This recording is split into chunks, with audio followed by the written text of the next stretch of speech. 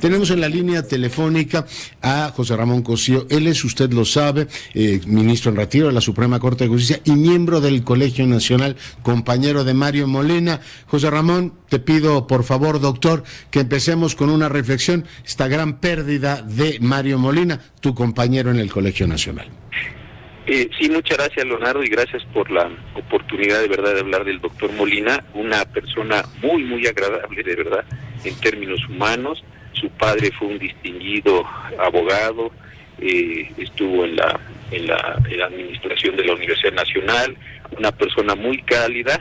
Además tuve la oportunidad con él de tratar de iniciar varios proyectos educativos. Él en esta etapa de su vida con el Centro Mario Molina estaba muy interesado en ver de qué manera se podría ampliar la educación, no solo en términos cuantitativos, sino cualitativos, cómo los chicos podrían aprender más. Tuvimos un proyecto muy, muy padre con la Universidad Iberoamericana de Puebla, cuando estaba el padre Fernández Fons ahí. En fin, una persona muy cálida, muy amable, y además tenía una cosa que me gustaba mucho en nuestras reuniones, muy asertivo.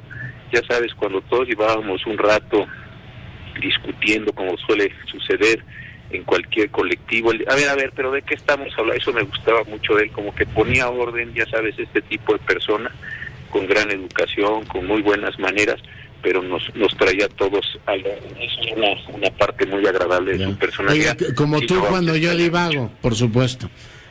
No, yo no diría tanto, yo no me...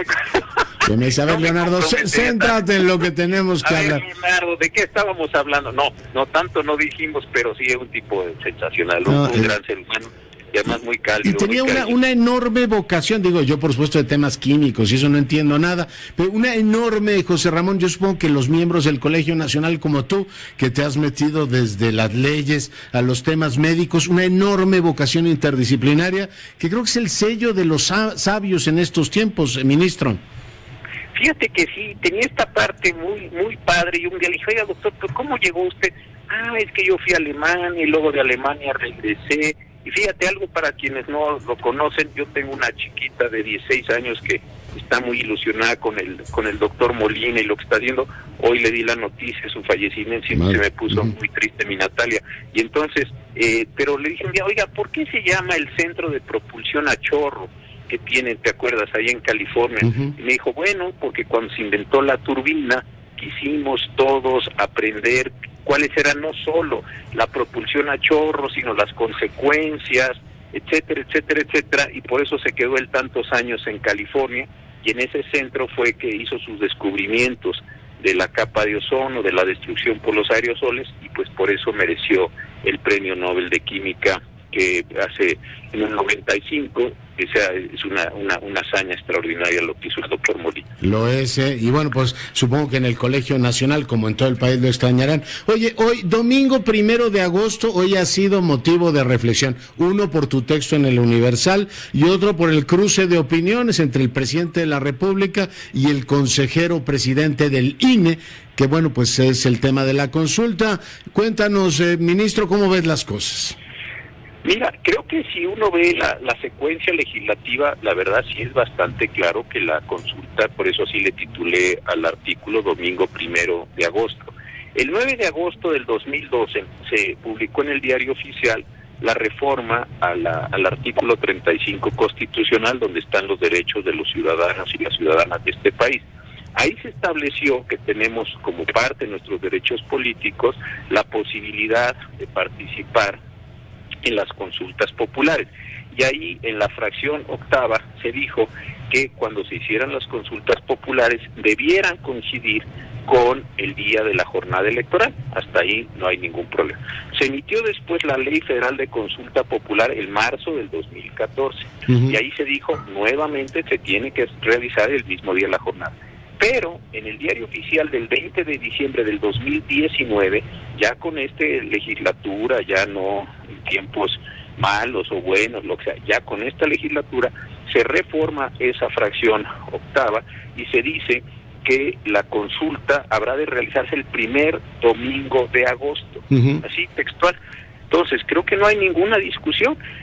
¿De dónde surge esto? Pues que al legislador federal se le olvidó ajustar la ley federal de consulta popular en relación con la Constitución, pero por temporalidad, por jerarquía normativa, bajo el ángulo jurídico que lo veas en este país, la consulta es el 1 de agosto, cae en domingo, por cierto, domingo 1 de agosto, entonces, pues creo que no hay ninguna discusión, no es posible tratar de llevar la consulta popular al día de la elección. Hay personas que han dicho, oiga, pero eso va a salir carísimo.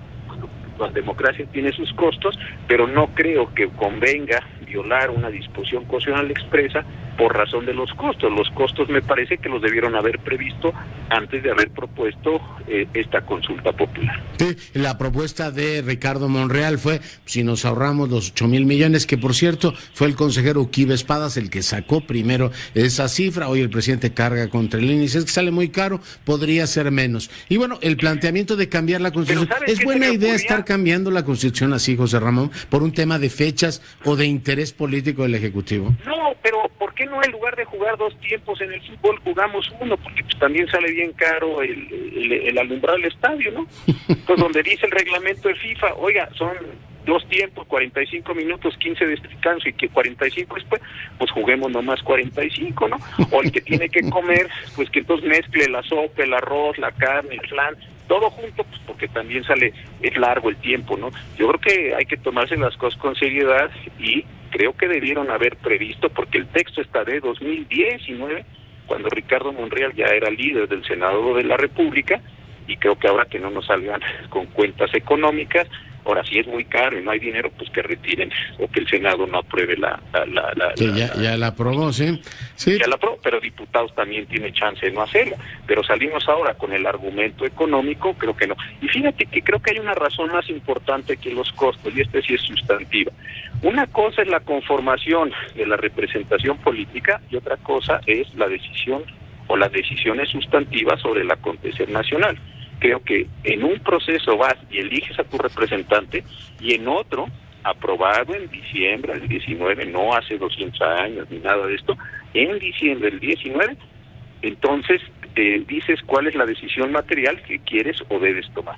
Sí me parece el peor argumento posible, de veras me parece penoso el argumento, el del ahorro económico en algo que está marcado constitucionalmente. Sí, se oye como desesperado. Hoy el Universal trae una encuesta en donde a la gente le preguntan, oiga, ¿está usted a favor de que se les juzgue? Sí, la consulta, pues mire, se lo digo por vía de las encuestas, es decir, no parece que la gente vea una enorme pertinencia en un tema que tampoco genera una división así que sea imposible para el Ejecutivo determinar hacia dónde se mueve la voluntad popular, José Ramón.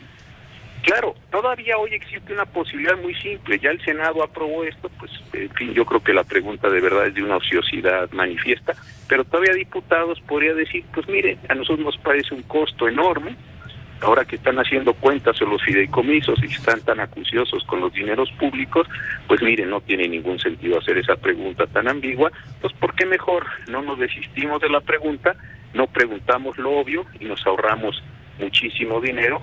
Ahora, ¿quieren hacerlo?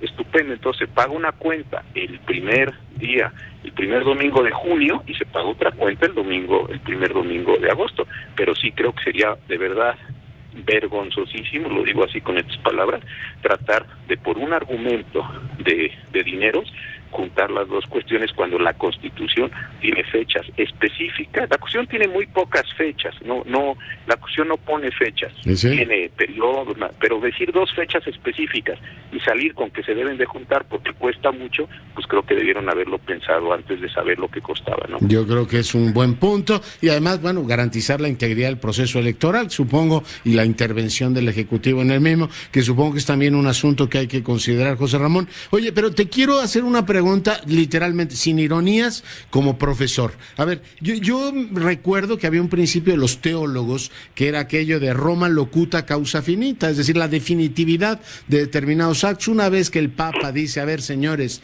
esto es dogma, no le discutan, yo tenía la impresión de que esto se había trasladado a tribunales y que había, insisto, no te quiero meter a la polémica con el Tribunal Electoral del Poder Judicial de la Federación, pero que cuando un tribunal se pronunciaba sobre un tema y su decisión era inatacable, no tenía por qué regresar a ella ni siquiera para confirmarla. ¿Qué es lo que ha estado ocurriendo? ¿Me puedes ayudar a entender este principio de definitividad, José Ramón? Sí, efectivamente, los tribunales superiores de prácticamente todos los países, no prácticamente, de todos los países del mundo, tienen decisiones, en el caso nuestro, el lenguaje constitucional es definitivas e inatacables, así dice la acción. Y la razón es bastante clara, porque justamente como pasa para las personas que son creyentes en el credo católico o en cualquier otro credo, pues no puede seguir subiendo, decir, ¿y qué dirá el Papa 1 y el Papa? No, hay un solo Papa, y si esa es el credo y esa es la estructura orgánica de esa iglesia, pues ahí la decisión es final. En el caso de México, efectivamente, lo que diga la Suprema Corte en materia general o el Tribunal Electoral en materia electoral, pues es última palabra y no hay ningún órgano que pueda revisar. La única posibilidad es ir a la Corte Interamericana de Derechos Humanos con las características que eso tiene. Pero un tribunal puede revisar sus propias decisiones cuando ya las tomó. No sé, como si el Papa ahora nos diga que la encíclica que acaba de aprobar ahora la va a revisar y nos diga, bueno, ya la revisé y la confirmo. No sé, me parece ocioso el ejercicio, José Ramón. A mí también, sí, tú tienes toda la razón, salvo que vinieran problemas de ajuste, que el tribunal hubiera dicho una cosa, que le diera una orden a otro órgano, a lo mejor estás pensando en el Tribunal Electoral y en el INE, que el tribunal resuelve una cosa, le dice, tú haces esta cosa, el otro órgano hace, sobre eso sí hay una posibilidad de revisión, pero es revisión sobre la ejecución de la decisión, no sobre la decisión misma. Ya, oye, pues todo un tema. José Ramón, ¿algún apunte más? No, nada, querido Leonardo, mandarte un fuerte abrazo a ti y a las personas que nos están escuchando. Gracias. José Ramón Cosío es ministro en retiro de la Suprema Corte y miembro del Colegio Nacional.